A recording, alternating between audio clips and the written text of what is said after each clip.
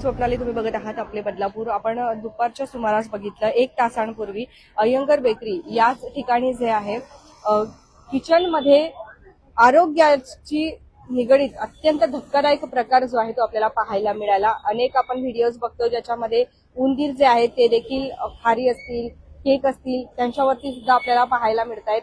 आणि या संदर्भात ज्या वेळेला तक्रार करण्यात आली त्यावेळेला एफडीएची संपूर्ण टीम जी आहे ती ठाणे येथून सध्या इथे दाखल झालेली आहे. मात्र आता जे काही मालक आहेत या अय्यंगर बेकरीचे तर ते आपल्याला इथे नसलेले पाहायला मिळतात. त्यांना अनेक वेळा फोन करण्यात येत आहे परंतु तरीही फोन जे आहे ते उचलत नाही. आता काय सांगाल, ते मालक फरार झाले की नेमकं काय झालेलं आहे?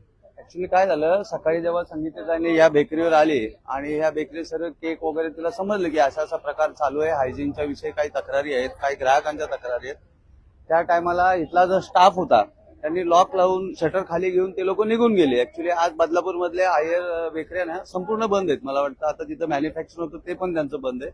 एफडीए वाले सगळे आलेत कारवाई करण्यासाठी, पण दुकान बंद असल्यामुळे थोडंसं थांबलेत. मग आता काय वाटतं की ते येणार आहेत की नाही? जो मालक येतील ना, मालकांना येणं फार गरजेचं आहे. ते जाऊन जाऊन कुठे जातील, परत त्यांना दुकान खोलायचेच आहेत ना. आपला प्रयत्न राहील की त्यांच्या एफडीआयचं असं म्हणणं आहे की ते खोलायच्या अगोदर इथला प्रॉपर मालक किंवा ओनर समोर पाहिजेत. म्हणजे आता तुम्ही शटर ओपन नाही करू शकत? नाही करू शकत, कायद्याप्रमाणे आपल्याला ते अधिकार नाहीयेत.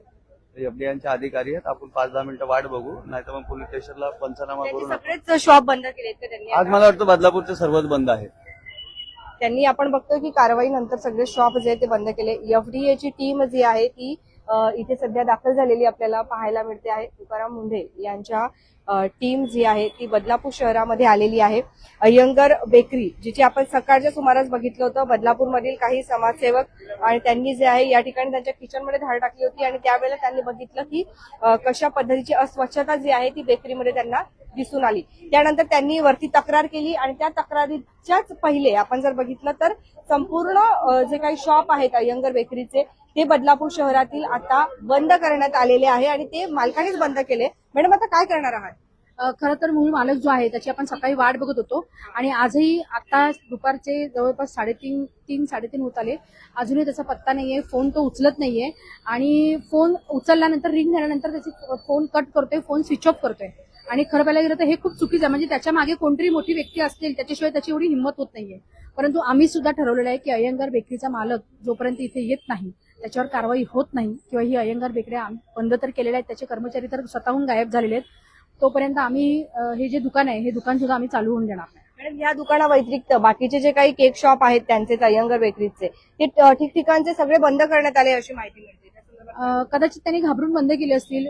कसं आहे, शेवटी तो चोर असल्या कारणाने तो इथे येत सुद्धा नाहीये आणि कारवाईच्या भीतीने कदाचित तो पुढे येत नसेल. त्याला माहिती पडलं असेल की आता ह्या आपल्या बाकीच्या सर्व ज्या बेकऱ्या आहेत त्या बेकऱ्या बंद पडतील. कारण सगळंच संपूर्ण मला असं वाटायला लागलं की बदलापूर शहरात ह्या ज्या अय्यंगर बेकरीच्या ज्या शाखा आहेत त्या प्रत्येक ठिकाणी सेम परिस्थिती आहे. आता तुमची भूमिका काय असणार आहे? तुम्ही काय करणार? कारण एफडीएची टीम सुद्धा दाखल झाली पण त्यांच्याकडेही अधिकार नाहीयेत की शटर ओपन करून ते बघू शकतात. आता काय करणार? कसं आहे, शेवटी आता ती बातमी सगळीकडे पसरलेली आहे. त्याच्यामुळे उद्या जर हे दुकान पूर्ण चालू झालं आणि येऊन जर याला कोणी मारझोड केली किंवा दुकान जर फोडलं किंवा काही जर अनुचित प्रकार घडला तर त्याला जबाबदार कोण असणार? हा मोठा प्रश्न आहे. त्याच्यामुळे जोपर्यंत मूळ मालक इथे येत नाही, कदाचित तो चोर असल्या कारणाने तो समोर येत नाहीये. विजय शेट्टी म्हणून कोणतरी एक आहे, त्यांचं नाव ट्रू कॉलरला विजय शेट्टी म्हणून येतंय, तर ते मूळ मालक आहेत आणि ते समोर यायला तयार नाहीये किंवा ते फोनही उचलत नाहीये. तुमच्याशी काही बोलण्याचा प्रयत्न केला का की चुकून झालं किंवा असा काही प्रकार होत नाहीये किंवा काही? नाही, मी त्यांच्याशी संपर्क केला, क्या मॅडम क्या हुआ बोलून त्यांनी फोन कट केला. आणि आता ते सध्याच्या कंडिशनला एफडीएचे जे साहेब आले होते त्या साहेबांचा, त्या मॅडमचा किंवा आमचे कोणाचे ते फोन उचलत नाही. तर आपण बघतोय की जर एखाद्याची चुकी नसेल तर त्यांनी समोर येऊन जो काही प्रकार घडलेला आहे त्या संदर्भात स्पष्टीकरण देणं अपेक्षित असतं. पण जे काही अय्यंगर बेकरीचे मालक आहेत तर ते आता फोनही उचलत नाहीये असं इथे आपल्याला संगीताताई जन्मनकर यांनी माहिती दिलेली आहे. मात्र एफडीएची टीम जी आहे ती त्यांची कारवाई करण्यासाठी थांबलेली आहे. परंतु आता ही कारवाई नेमकी होईल की नाही होणार किंवा काय पुढचं पाऊल असेल हे बघणं गरजेचं ठरतंय. तुमच्या काही प्रतिक्रिया असतील तर कमेंट सेक्शनच्या माध्यमातून नक्कीच येऊ द्या. धन्यवाद.